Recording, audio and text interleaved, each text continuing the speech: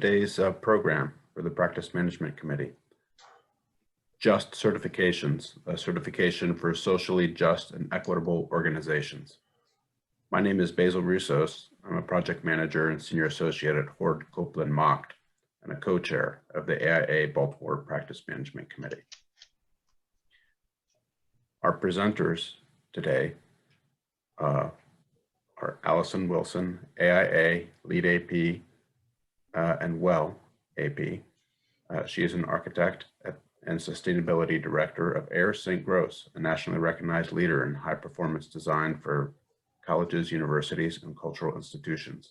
She is currently working on sustainability master plans for both UCLA and Mont St. Clair University, as well as celebrating the LEED Platinum certification of the Arizona State University Hayden Library reinvention. Ben Rausch, PE, FPE, Lead AP, certified commissioning professional and principal at FSI Engineers. In his 15-year career, Ben has attained a wide variety of certifications reflecting his wide range of expertise. He is one of a small group of professionals in the United States licensed as mechanical and fire protection engineers who are also certified commissioning professionals. He serves as a board member of the Maryland chapter of the U.S. Green Building Council. Peter Du, FAIA, Lead Fellow, is founder and partner of Du Consulting. He's a recognized leader in sustainability industry with over 35 years of experience assisting companies and project teams to meet their sustainability goals. Peter co-chaired the Baltimore City Green Building Task Force, which researched and made recommendations to Baltimore City Council and Mayor on implementing green building policy in Baltimore City. For those of you who are in attendance this afternoon, please fill out the AIA continuing education credits in the comment section that will be in the chat box that will be distributed. Put in your AIA number to receive credit. Also, feel free to ask any questions in the chat box, and we will be fielding those at the end of the presentation for a question and answer session. And with that, I'd like to hand things over to Ben Rausch. Hey, so I'm going to break the fourth wall for a second. Zevi, we are recording, yes? Making sure. And you can see my screen, yes? Grand. All right. So welcome. We're going to talk about just disclosures. We want to avoid saying certifications. So it is a disclosure. It's an important thing to say. It's kind of like a nutrition label. So here's our agenda. We're going to talk about the certificate, the what is it, and the certification pathway. And then we're each going to take turns addressing most of the rest of that firm by firm. So we've got a large architectural firm, a medium-sized engineering firm, and Peter Du, a smaller consulting, sustainability consulting firm. So it should give you a case study for all three. There you go. So it is a social justice label. You can think of it as akin to a nutritional label for how you're doing on social justice issues. The important thing to say is you could score in the minimum on each category and each specific measure, and you would still be able to put that out there and you would have a just label. And of course, we all want to score as high as possible. Let's see, I'm getting a little delay on my page down. So their stated mission is to create a regenerative world together. And this is their being the International Living Future Institute. So you know them best for the Living Building Challenge, some of the zero carbon things they do, but they also have Declare for products and Just. So jump into the statistics very quickly. The US is not doing particularly well on some key metrics. Paid maternal leave. Is it gonna go page down? The wealth gap by race, the gender and racial inequality as we progress up the corporate chain, and particularly for women of color, it's a truly, you know, that's a stark picture. 70% of all employees are disengaged in their jobs, as reported by several studies, which means you're losing a lot of productive time. The pay gap between CEOs and the rest of the workers over time is also a very stark graph. And at least for JUST, these are things that you end up talking about through the certification process. I love that. I love that image. So we got these slides from ILFI, and it kind of shows in the graphic stock. So here's an example when it refreshes. Give it a second, of the label. And there's credit categories, which are curiously not showing up. We'll be showing you our labels as well, so you'll get to see it. But there are credit categories, there are 6 credits, and you're allowed to opt out of some of these indicators, a maximum of 1 per category and up to 6. And so these are the things you're disclosing. And keep in mind, this is a disclosure, not a certification. There are no minimum metrics, but some of the ways you're being measured. And at least as an engineer and married to a scientist, we strongly believe if you measure it, at least you know where you stand. So diversity and inclusion, this is your metrics. I'm not going to read you slides. We're going through these pretty quick, but it's along the lines of what you would expect for the category heading. There it goes, equity, full-time employment, pay scale equity, freedom of association, which is really a fancy way to saying unionize.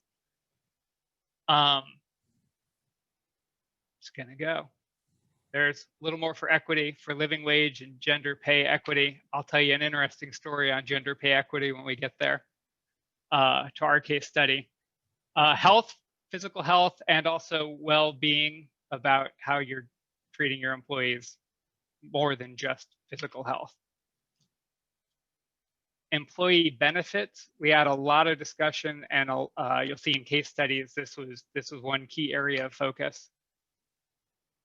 And stewardship of your local communities, your local ecosystems. And then last, it's going to come up.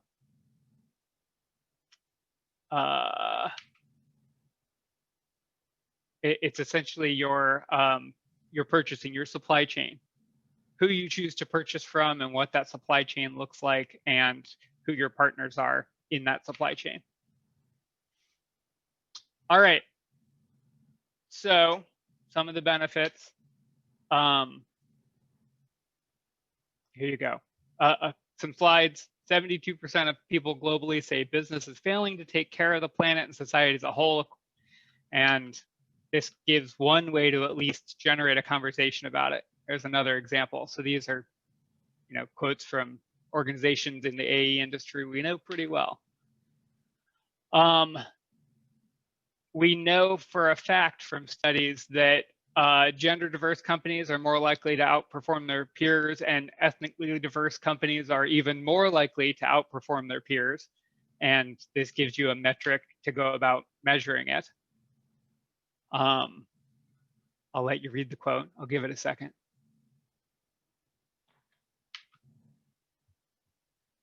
And we know that engaged employees are more creative, more productive. If you're specific to sales, they have higher sales. We also know that, at least I know in my engineering firm, what we pay for recruiting fees is truly substantial, and has an impact on our bottom line. So we work very hard to retain our employees, and it has an immense impact on both our employees, our bottom line, yes, but also our client experience, knowing that people are going to be there 10 years from now. And that pretty much covers it. I'll let you read the quote. And as you would expect from slides from the people with the program, they end with the, this is this is the thing. This is the answer. Just as one way to measure and understand your metrics. Going to pass it to Allison for the disclosure pathway, and I'm also going to give her remote control. Awesome. Thanks, Ben. So, the Just Disclosure as a program has lots of different elements, but part of it is also how do you even get started with this? So the first start really and truly is assembling your organization's documentation. And as we go through our individual case studies, you'll learn a little bit more about what that looks like at the varying scales of organizations that we represent, as well as just the other kinds of complexity in what our individual organizations do. Just has an online portal where you upload all of the documentation. If you do lead work, it looks more or less just like the lead portal for Lead Online, or it looks just like the WELL portal for the WELL Building Standard, or for any of those sorts of pieces. And then you really do pay for it and submit. And so this is just a handful. The Just program is nimble. It really is scalable to any size of organization. And as a result, their pricing scheme is similar. So there are many tiers above 500 employees, but they have more information available on their piece. And I should identify as well that this labeling fee and their processing aspect of it is for a 2-year label. So when you make your Just Disclosure, it's not a one and done kind of experience. It is anticipated that you keep that information updated. And so every 2 years, an organization goes through redoing this. And so Air St. Gross is actually in the process of renewing our label. And so we're in the middle of doing this all over again. And so after you pay for it and submit, we wait for our slides. There we go. You'll receive feedback from ILFI, so very much similar to the way that you'll do a lead submission for a split submission and get preliminary feedback and then be able to respond to it. The Just Disclosure works the same way, and so before your information kind of becomes part of your public disclosure, you have that one-on-one back and forth with staff from ILFI. And it's reasonably informal. Last time ours was received as an email with, half a dozen bullet points or so in it of specific things that they wanted additional clarity about. And our responses back to them were similarly formal of just, responding back line item by line item as an email. And then, we were able to coordinate with the ILFI about when to actually publish our disclosure so that we could time it with other things that our organization was similarly trying to message and package as one neat little thing. And then we got to celebrate, and it's been really exciting to have this for the last 2 years. And like I said, it has been impactful and important for our organization, and we're in the process of renewing it now.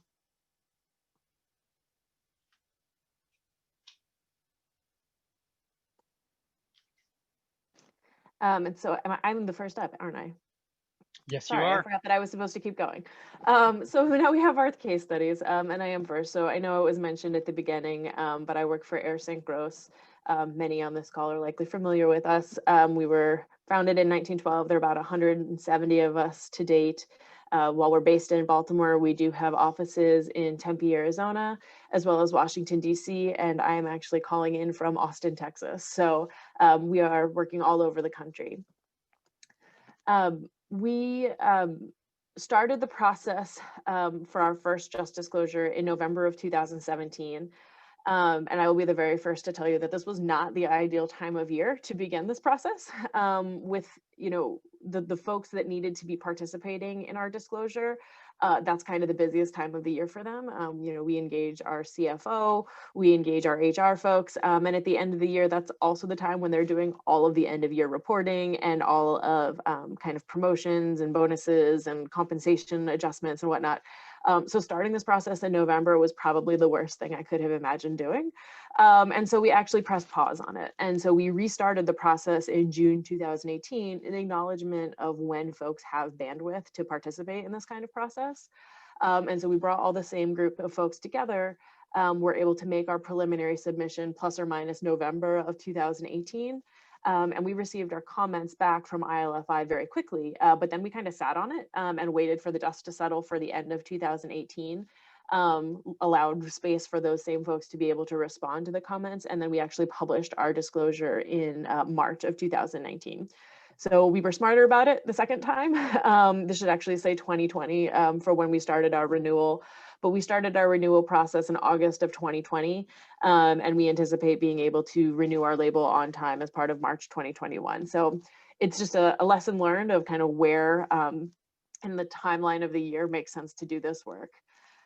We did our just disclosure for 3 primary reasons. The first is that we are an ESOP. We are entirely employee owned.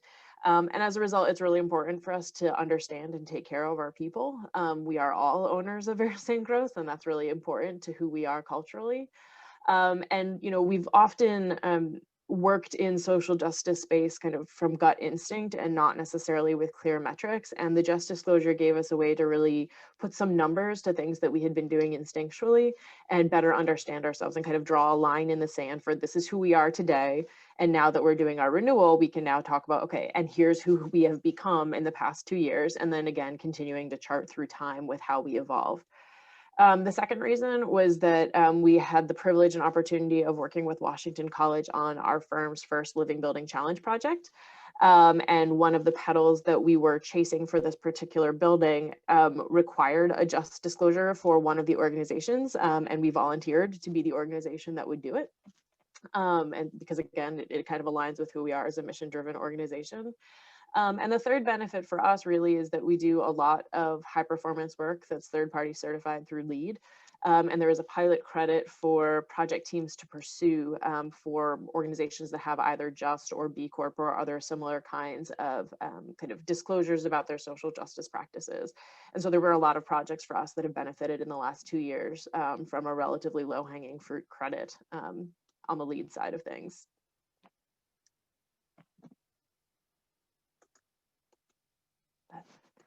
So as far as who's involved in reporting, this is what I mean when I say we pulled like all the wrong people or all the right people together at the wrong time when we first started to do our disclosure. So, you know, I'm Allison Wilson, I'm our sustainability director. I get involved because of the relationship that it has to our projects and the reality that, you know, social issues are inherently part of sustainability. With sustainability, we got people, planet, and profit. This is pretty squarely part of that people portion. Our CFO and our director of HR get involved. And again, the end of the year is not a great time to try and get their bandwidth, which was part of why we shifted when we do our reporting. And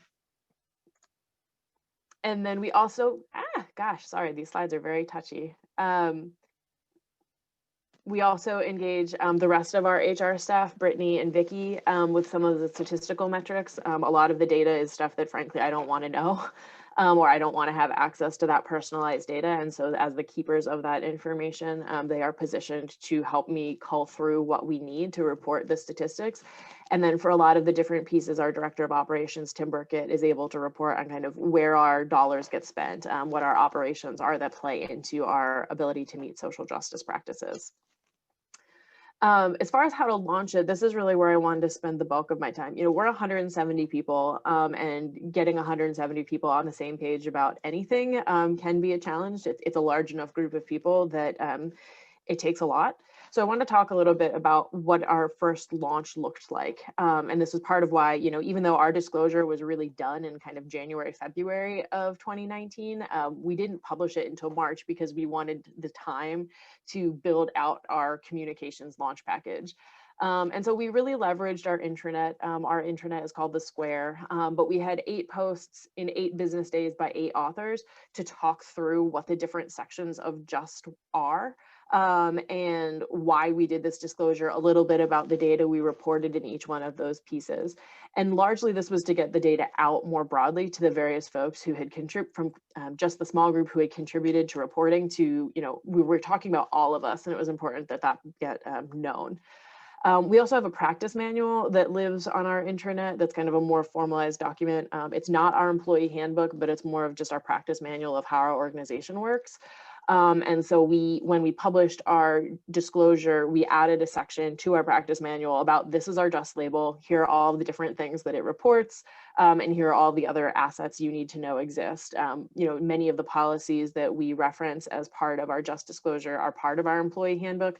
So even in our source document, it sort of just hyperlinks out to all of those different pieces so that folks can connect the dots for all the different places information about our organization is living.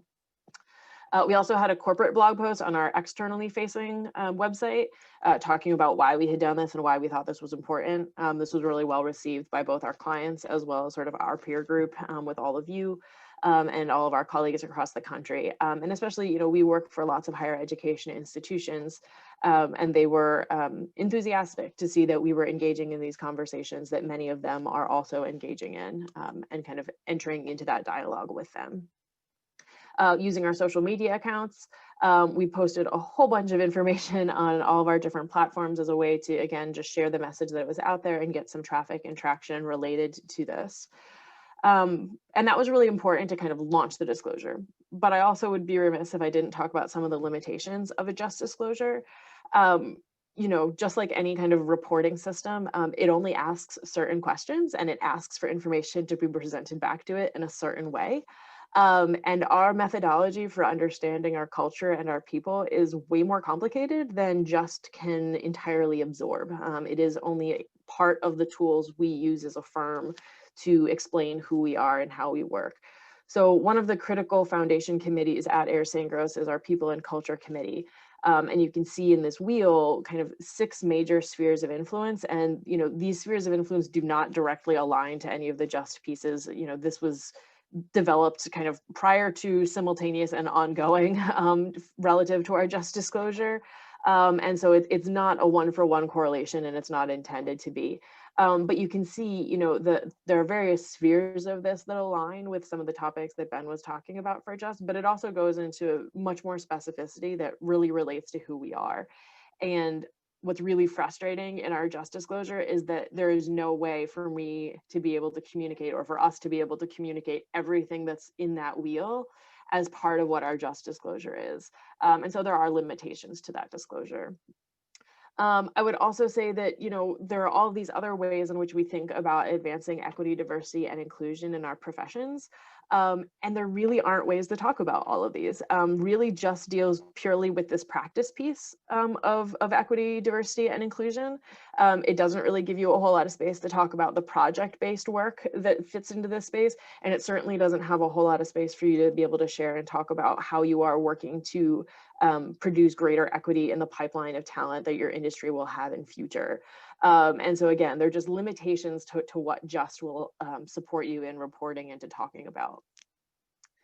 And again, it will generate conversation. Ben has talked about this already a little bit, that part of the intention of making this kind of disclosure is that you do want that dialogue. Like, the dialogue is the point. And so I just wanted to share kind of a handful of where that conversation has gone for us already. Immediately after our disclosure was made, we had a lot of conversations for very specific statistical takeoffs of like, how was this particular calculated field for this particular indicator determined, right? So what was our breakdown between what we considered employee staff versus leadership staff, right? Dialogues to clarify that. How did we set statistics for racial composition of our communities, right? We have an office in DC. We all know DC draws from a talent pool that is much larger than just the District of Columbia. Did we measure our DC office against the District of Columbia, or did we pull from a larger geographic region? Some of those kinds of clarifications were really important to our firm. For the couple of indicators that we opted out, why? Choosing not to report on something says just as much as reporting a 0 or saying that you have no information in this space because you simply haven't done any work in it. And so we did have dialogues about why did we choose to opt out of a couple of different indicators. For things where various members of our community thought we were doing better, why were we only recognized at a particular tier for certain work? And so again, knowing that the limitations of just is that your data will not perfectly align sometimes with the metrics that they have. There is a little bit of that conversation and negotiation component with ILFI of trying to explain, like, look, we don't do this, but we do that, and it meets the intent of what your metric is at this particular level, and being able to talk through that. And sometimes the transparency of that's a little more challenging. And then also, I think this one is probably the most interesting, and I think this is where we continue to do the most work in this space. The indicators that just asks us to report on don't necessarily ask the most relevant questions for our industry. If we had to split our data differently, what would it look like? So we are in a multidisciplinary design firm with architects, landscape architects, planners, graphic designers, space analysts, and I think I'm probably forgetting a group, and I apologize to them immediately. But ultimately, right, like what the data that Just asks for is reported firm wide. We know that the composition of our different practice areas and disciplines looks different than if you look at our firm as a whole. And so there are conversations to be had in there of like, what is the breakdown between men and women in planning versus in architecture versus in graphic design? There's a conversation in there about equity happens, but and you can talk about it at a firm scale, but there are different pain points felt in our different disciplines that we have to continue talking about and striving to improve upon. All And right. so that's about it, but feel free to drop questions in the chat and we'll definitely keep going with those later on in the session. So I'm gonna stop remote control. That should go. So I'm Ben Roush with FSI. And I'm a principal there, and you got the whole intro at the beginning. I'm a great many things for certifications. We were founded in 1986. Hold on, sorry. Need the thing to, there you go. Opened in 1985, had our second employee in 1986 and incorporated. We're 40 employees. We have Baltimore, Seattle, Spokane offices. Seattle is our headquarter office where most of the firm sits.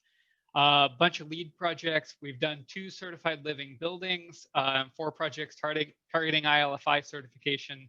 It's part of what we do, and particularly on the West Coast, it's becoming a regular part of our practice. So when talking about why did we do Just, there's a couple reasons. First, one of our engineers is the chair of the board for the ILFI Seattle chapter, and ILFI is based out of Seattle. So this was a kind of a hard push, like you should do this, and here's why, from ILFI to people personally involved.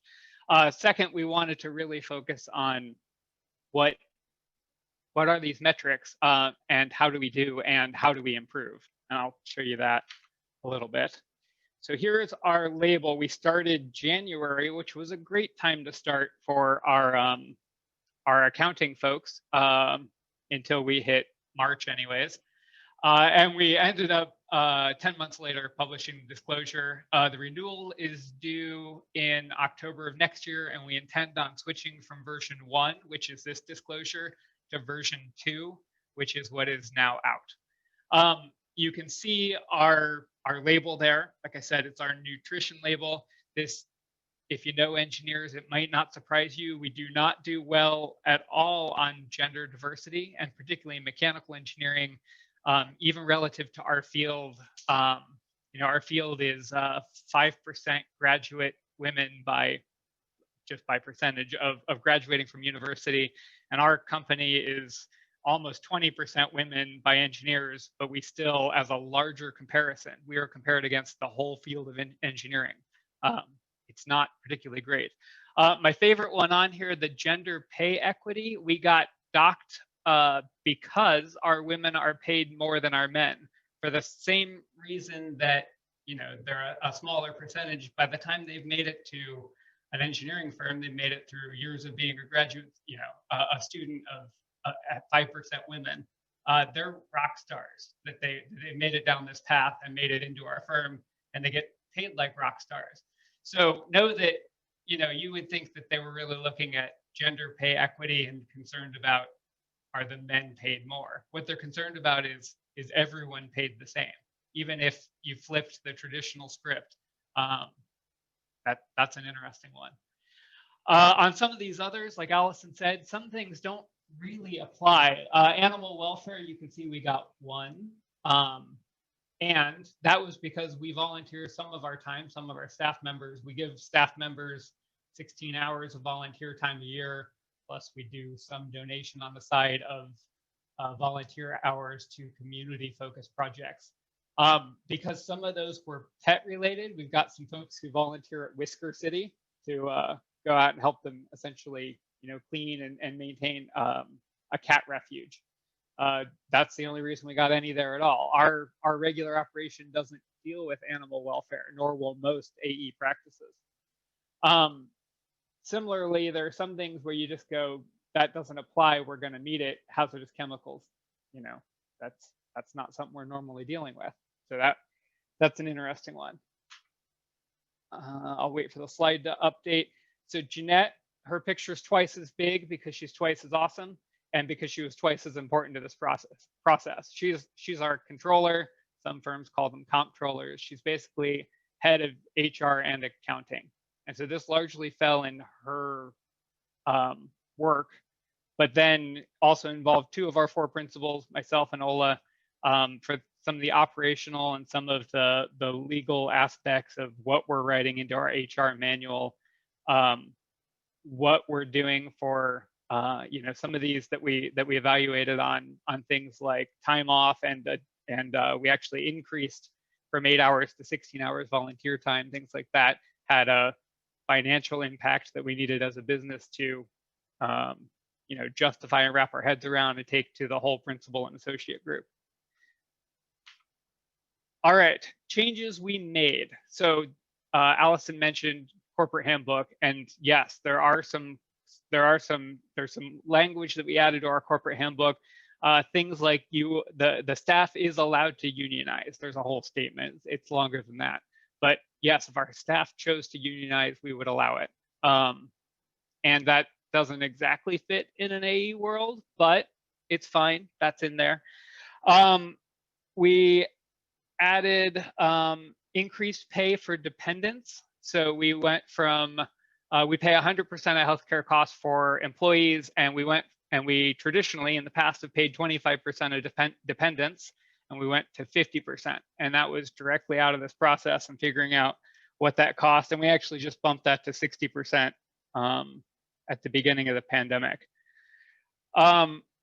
Washington State enacted paid family leave. Every single, the whole, all Washington companies paid into it for a year, and then the program opened in 2019.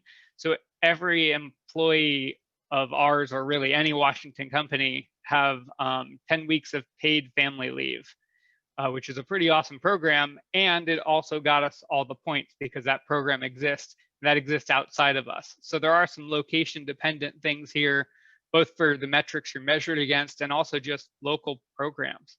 I'm in our Maryland office, and I don't get to take advantage of that program, and I'm super jealous every time both men and women in our company are encouraged to take their 10 weeks if they are using it, you know, pregnancy leave, unwell parents, you know, keep going with that list. We also evaluated our transportation policy, and we went to, you're evaluated on who rides the bus, how you do. And we increased our subsidy of transportation from 50% to 100% for public transportation. And that's going to be interesting post-pandemic. How does that lay out? Who's driving? Who's taking public transportation? Let me make sure. I think that pretty much covers it. We did talk a great deal about staffing.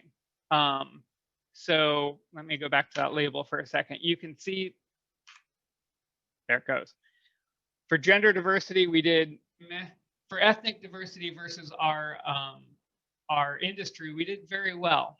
And we still want to go further because our industry just, you know, we're not that ethnically diverse. The living wage, we actually ended up giving a raise to our least, our lowest paid employee. That was important. And for Seattle, the living wage is actually something quite large, and that was a realization that we weren't paying a living wage, which we would never have had the conversation if we weren't doing a disclosure. So looking forward, we have decided to do, you know, a real focus on our hiring practice, and even more so on our promotion practice. It's changed who the next group of associates will be to be a more diverse group. And it's not because of this label, but it's because we realized we had a little bit of blinders on. And we're also looking at the next group of people would only be engineers because we're an engineering firm. So it opened up a much wider discussion that I think will benefit our company on who is promoted and why, who do we hire and why, and how do we change larger metrics in our community. Talking about Just, we posted to our website. You can go read our blog. Of course, posted to LinkedIn. And we directly contact firms, particularly in Seattle, who are also Just certified. It's opened up a marketing pathway to have a discussion about bigger issues than just the next project we might work on together, which has been a delightful thing. We also use it, just like Allison said, if you are 25% of the overall design fee of a project, you can use your Just certification for a pretty easy, low-hanging fruit innovation and design point. And we use that all the time. Oftentimes, as MEP will be slightly below that line, and we'll say, "Great, pass us some of those other services. We do acoustic engineering. That'd be great. Great. We do the energy model. That'd be great." And get us over that line to 25%. It's been a marketing advantage as well, to be fully honest. And I think there you go. So I said some of these already. I actually said all of these. What I didn't talk about is the great deal of discussion we had both at the leadership level, and this is the meeting where we released our Just disclosure and talked about every specific metric. We went through the whole thing. It was an 1.5 hour long meeting of getting into the nitty gritty, and Jeanette talked about exactly how we're measured, exactly how we did. It was pretty powerful, and then opened it up to a discussion. It was a powerful discussion about how we're doing, and also where our employees saw we could do better. All right, I think that passes it to Peter. Just let me know when you want to advance slides.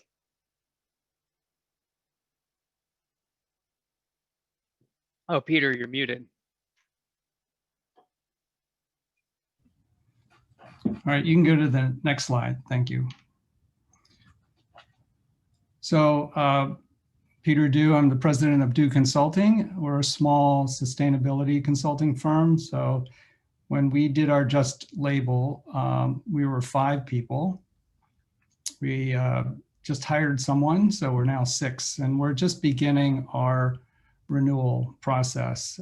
I would say our schedule was similar in endurance to more like what Ben had said, and the number of people involved was primarily me.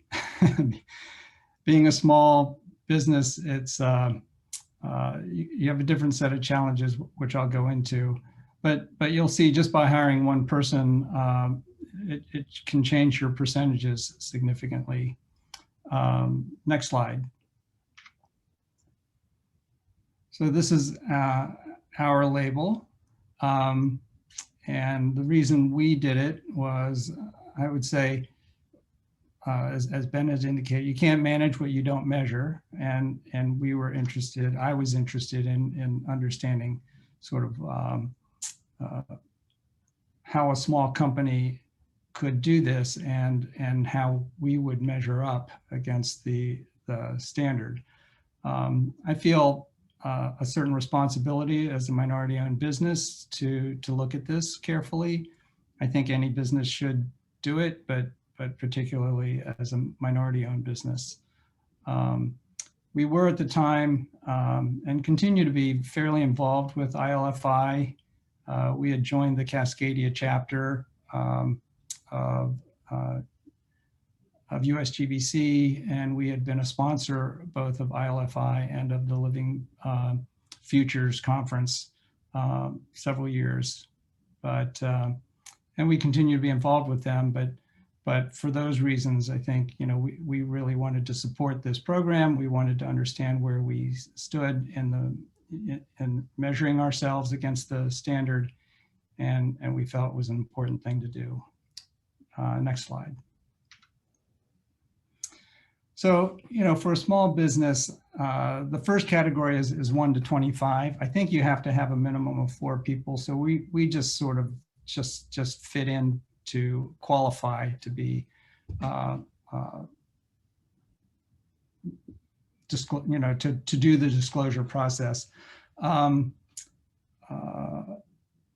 I would say, there's certain things that are easier when you're small. You can do it yourself. There's sort of these inconsequential policies. Ben mentioned one about unionizing, and with 5 people, and 2 of them being, myself and my partner, and if the other 3 want to unionize, go for it. We don't anticipate that. But I have to tell a funny story because, we had to go outside. We don't have a comptroller or HR staff or in-house legal. So we're working with our outside legal advisor. And, he's going, you want to do what? You want to put what in your policy? That's really a bad idea. So, I think you have to give yourself a little perspective and make some decisions for yourself. And I think that's an important thing to do when you're small. Some of the more difficult things, I think, I went to around this time, holiday time, AIA Baltimore always does a gathering sort of the past presidents prior to the annual meeting. And then they ask people to share sort of what's happened with their firms and in the past year and how they think, the next year is going to go. And I announced that we had just received our Just label, and somebody said, well, how big are you? And I took a little bit of offense to that. So, size matters, but there's some things that are really hard for small companies, because part of this label is you increase your benefit, not just costs, but hours. So like the volunteer time and the family leave time and all of this. And for a small company, when you only have, 3 or 4 people producing revenue, if they're out for days, it makes a big difference. So I really had to think about that and run through the numbers and, figure out what we could do. And I think we did some creative things in our family leave. We do provide leave, but there's a certain flexibility about working at home for extended periods of time. So we actually ended up having a telework policy before COVID hit. So it was not really a big deal. But I think one of the things it does make you think about is what's really critical to your operation, and how can you make things easier for people to work and be more flexible, so that there's more of a balance in everyone's lives. One of the other things that you have to do is you have to survey your staff, and you'd like to do that anonymously. It's really hard to do anonymous surveys when you only have, 3 or 4 people in the office, because by the nature of the answers, you can figure out who it is. But we did it, and they did it, and they, I think we're close enough together as a team that they're really not worried about. We pretty much know what everybody thinks in the office anyway. But that's something that if you were slightly larger, I think you'd have the same problem. If you were, say, 15 or 20, and that might not be so cool. So I think that's an issue. And I think also, while it's easier to do it yourself, it's also kind of harder to do it yourself. You really have to carve out the time. You have to call in your resources and and you have to dedicate yourself to getting it done, because it's easily something you can put off and say, well, you know, I'll do this next week, I'll do this next week, and you pick it up 3 months later and how did all the time go by? But I think it's worthwhile. I would just say one more thing before we leave this slide is that I think Ben and Ali have alluded to the fact that by having the JUST label, it's provided some business opportunities for them. Our contribution to the project team is so small. We are so far from 25% on our fee that we really need another JUST organization to be on the team. We really can't carry that. They couldn't give us enough work to carry that percentage of the fee. So it really has not been very much of a marketing advantage. I hope at some time it will be, but it hasn't proven to be yet. Next slide. I don't know if that's, okay, so yeah, I'll leave the rest for see whatever comes up in the conversation. Awesome. So I'll just kind of close out with some of these need to knows. You know, when Ben, Peter, and I were preparing for this, you know, hopefully our narratives have kind of codified a little bit of what you need to know to get started in this space, or to continue on this space if you're in the process of making your first JUST disclosure. But identifying who is on your reporting team and when in the year to engage them is a big piece of that. And, you know, if you're a small business, it's a big piece of the expense and coordination aspect of it. If you're part of a larger organization, it's part of the when is their bandwidth for attention in this particular space. Depending on the size of your organization and internal education strategy about why it matters and why these decisions are being made. How you're going to communicate about that publicly, what the renewal process looks like. It'd be pretty embarrassing to do this and then have it like lapse after 2 years, and then, you know, you did this thing once upon a time, but that breaks a lot of trust, I think, with a community to not kind of keep something up over time. And I think, you know, all of us have spoken a little bit to the recognition that JUST is only a part of this much larger journey in our practice areas, and really, you know, leverage it for what it is, but recognize that it is not the panacea cure-all for all challenges of equity, diversity, and inclusion in our practices. Yeah, I would only add to that before you start, make sure that your leadership is fully engaged. They also understand what you're going to be disclosing, because you do get to say, I'm not going to disclose that for one in each category, but by not disclosing, you're also saying a thing. Once you know a little about the rating system, as you're clicking through other companies, you kind of go, wonder why they didn't disclose on that one. All right, so I think that takes us to questions. Oh, screen capture that if you actually want to reach out to any of us. I'll give you a minute, but I'm going to go see the chat. And Zevi, do you want to do this part, or should I just start pulling up questions? Basil, I thought you wanted to do the honors, right? Ah, Oh, that's fine.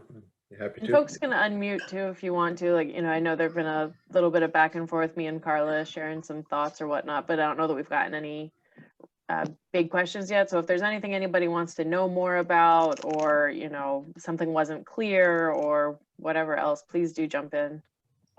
Also, you want to just elaborate on that just for everyone that might not have been reading the chat about Carla's question, personal thoughts on. Carla was commenting about the reality that, you know, a lot of the current challenges with the composition of our industries is it's who's available in the workforce right now. And the only way our workforce gets better is if we really drastically influence the pipeline and who is part of that pipeline, which really means that, like, honestly, if you want the next decade to look different, stop looking at college students and start looking at 5-year-olds, because that's the people you have to help get to join our industries. And so, you know, Carla was commenting of, you know, what is the root of that, right? Why is it that we have these young girls, you know, particularly in engineering fields and even in architecture where it is more male dominated? why do they get out? Why do they stop being part of this? And, you know, we know from a lot of the work that the Equity by Design groups have been doing, that especially with the gender diversity challenges, that a lot of it has to do with sort of like taking your licenses, having kids that are real small all at the same time is not fun. Lifestyle.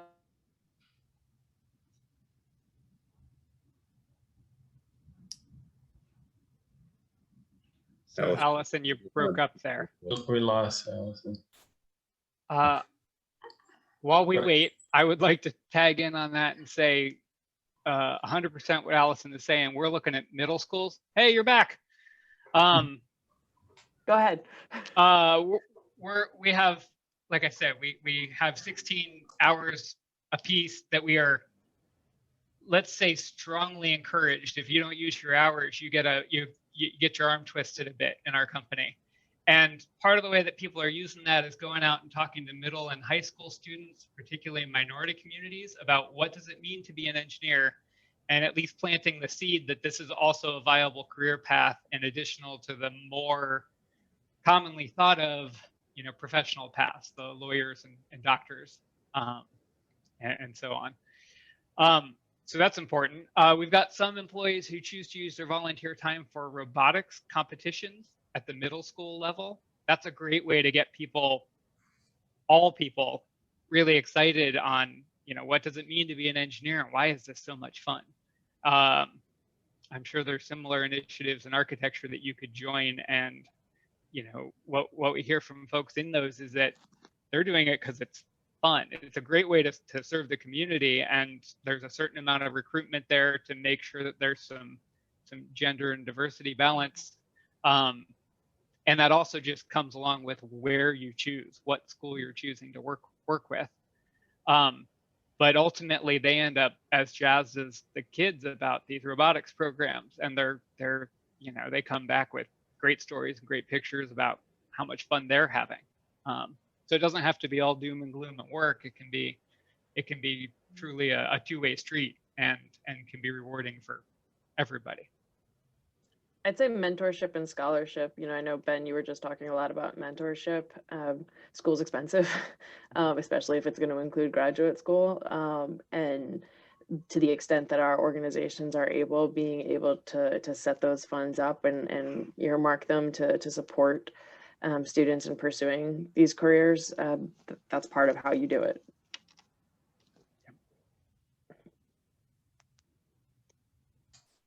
I'll just chime in. As a small firm, we have this volunteer policy, and getting my staff to you know, to take the time and do things outside of sort of between the office and their other just life demands has been difficult. For the last 2 years since we've had this label, the amount of hours that they've actually spent volunteering has been small. So, you know, one of my sort of missions over the next 2 years, and as we renew the label, is to, whether we do it sort of as corporate volunteer activities or somehow to encourage them so we get more involved in our community than we are. I mean, we attend a lot of meetings, like, you know, we attend the Baltimore Sustainability Commission meetings and the Maryland Green Building Council meetings and things like that, and that is volunteering, but and I probably do the most of it, but trying to get the staff to do more of that has been really pulling teeth in my little operation. At the mid-size that we are, we do find that setting up staff events has been key to say, we're, you know, this group of people, 6 people, are going out to volunteer at this community group on Saturday. Talk to this person who's organizing it, you know, like a group email, and that'll get another 3 people involved who weren't necessarily going to go out and volunteer on Saturday otherwise. It's useful. I had a question. Can any of you share the instances? I mean, you're all for profit, where it's applicable to a nonprofit. How would that? Have you heard of it being? There are nonprofits beyond ILFI that have their just disclosures. Yeah. I'm trying to think about it because honestly, like when we did benchmarking, we were looking at all the other AE firms, not necessarily AE nonprofits. I think it is valuable because I think it's challenging for nonprofits and professional organizations to preach about the importance of these topics and not have real information to demonstrate how they are walking the walk for that information, which honestly was part of our challenge as a firm as well, that like we were doing a lot of great things by instinct anyway, but starting to get real about that and assign value and numbers to that was compelling. So I think that would be my, it's the same reason it's important for-profit organizations, is that it's got to be about more than the gut instinct. It's got to be something that's a little bit more tangible and quantifiable, I think, there's a subset of the population that we can get with some of that tangible data. Yeah. I think for nonprofits as well as for-profits, there's something Allison says in the chat. I was just scrolling up about recruitment and talent retention. And that is a particular problem at nonprofits. Many nonprofits, they've got a burnout issue. People are there for some number of years and then they're gone. And there is something to this certification. There's also a real look at your employment practices, and are you giving time off the field, so to speak, to, and for mental health and things like that could address some of those things that exist in the nonprofit world as well as the for-profit world. And just, can you recruit the top talent in that field, in your field? And this has been a strong differentiator for us. We're the only engineering firm that's just certified in our main cities that we're in. There's one other engineering firm that's just certified in Seattle. So that's a big deal for that, and that's ILFI is in Seattle. It's a present thing. So it's a real recruitment bullet. And it matters for recruiting diverse staff that they realize we're looking and changing practices on these bases. I think it also just broadcasts like the attitude of your organization, right? That you're an organization that cares about these things, and that inherently generates a more inclusive culture where people feel comfortable that they're going to be supported in being truly and authentically who they are, and that's going to be celebrated and elevated as part of the organization. And not that isn't true in organizations that aren't publicly making these kinds of disclosures. I'm sure there are some that are, but again, it's that the same reason that, right, like LEED buildings mean something because they're all measured against common metrics, and it's not this gut instinct thing. It's like, no, there are real numbers to this, right? It's the same way with the just disclosure, that even though, it's not about certification and like checking all the boxes, it's really about kind of marking progress along a larger journey, that you are still having common metrics, and that is useful for someone to be able to understand your organization relative to another. Yeah, I'd like to echo the what one learns about going through this, and as has been said over and over, sort of you can only manage what you're measuring, and I think I had a sense that we would do okay pursuing this label, but we did make changes, and you sort of learn. Well, I think, especially now that we've become more and more conscious of equity issues, and it's been just very difficult, I think, in a lot of people's minds to know what to do and how to measure. And so just is a yardstick that allows you to do that. And as Ali said, it's not perfect and it doesn't fit every organization and measure everything that you may do, but it's a place to go and to see how you to consider a set of measures that have been compiled by someone, and it does make you think about you know, how you're doing, and it gives you a lot to think about and talk about. Well, Ben, as a large organization, can you give us some beneficial examples of how this has helped FSI? Yeah, I think we've touched on some of them in the recruiting and the marketing. And I did a brief mention. I think I'd like to delve into a little more about internal promotion and, well, hiring practices into the pipeline, and then promotion about who is promoted. It has really given us a different a tweak on the current lens. I'd say it that way. We have such great employees in almost every role at FSI. There's hardly anybody that I would say, well, no, they don't belong in leadership someday. They're all on the path. But it has given us kind of a lens. Traditionally, in an engineering firm, the principals are all engineers and the owners are the principals. That's how it gets done. And it's given us a lens to look a little differently at leadership and ownership and, true equity, not just social equity, who belongs in equity in the company. And that's been a strong benefit in retention. We've got some amazing people, and our ownership group continues to be more diverse, which is particularly in this moment. We're having a reckoning with the Me Too movement and particularly racial diversity, and that's given us a way to have the discussions around that leadership table that matter, that all of our firms should be. We're a medium-sized engineering firm. I think Allison probably should weigh into this as well, because they're a larger firm.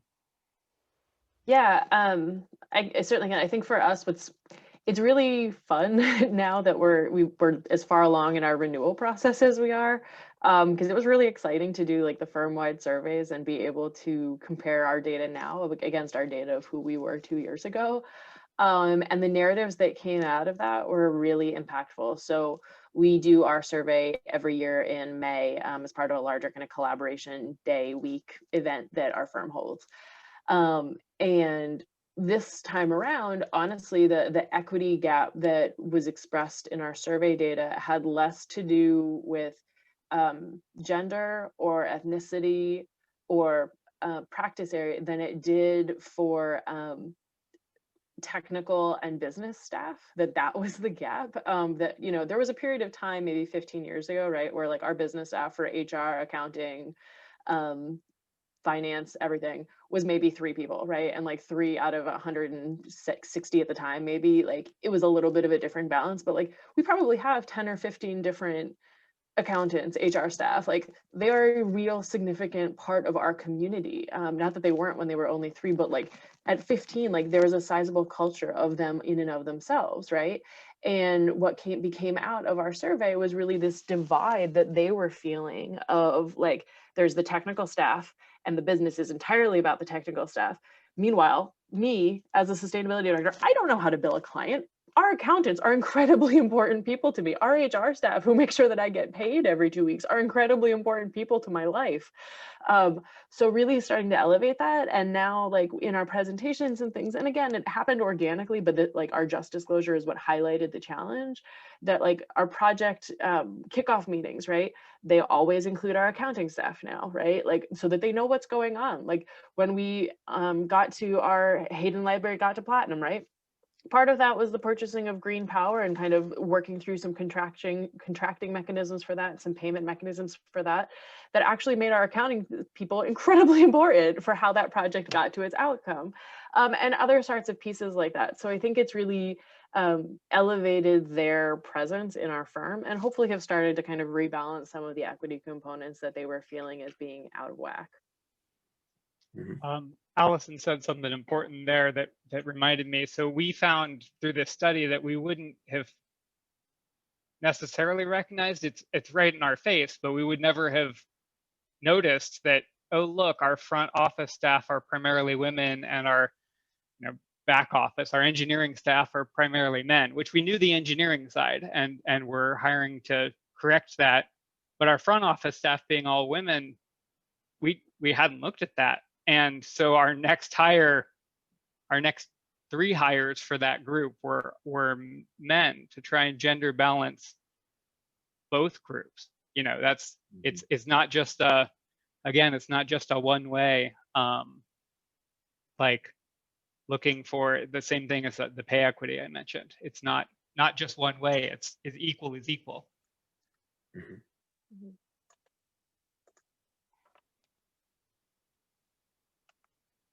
Very All good. right. Do we still have time? Yeah, go ahead, I please. just thought, Ali mentioned some of the things that they did when they rolled out their Just Disclosure with their blog and their posts and things like that. And, we made some changes. We added the Just label to our business cards. Of course, who's handing out business cards these days? It's on our email signatures. I'm just curious, Ben and Ali, if you could say more about, the little things that you do to acknowledge that you're a just organization. Yeah, we didn't include it on our business cards or anything like that, but actually, it's an opt-in now in our firm, but you can add your pronouns to your signature at ASG. So all of my pronouns show up when I ship out emails. And people were like, it was a choice, right? You can opt into it or whatever, but little things like that, I think, are things we're just more aware of now to be intentionally inclusive, where like if you never ask, you'll get something wrong forever unless somebody feels comfortable speaking up. And so just kind of making those sorts of quiet things, I think, make a big difference. Yeah, and also we didn't add that to our cards. It makes me want to go look at the back of our cards now and make sure my most recent version doesn't have it. But it is fairly prominent on our website. There is a marketing benefit to that. There's also that discussion that we had with our employees that was really powerful, and that we will have again next year as we recertify, and then hopefully late next year, but maybe early the following, post-certification. That I think that's been the biggest benefit of all. It's having an open discussion about these as a larger group, not just leadership. Very good. Well, thank you, everybody. I hope you found this presentation interesting and informative. And thank you for attending. If you haven't, please fill in the AIA information to get your credit. And we look forward to seeing you again. Thanks all. Thank you. Thank you.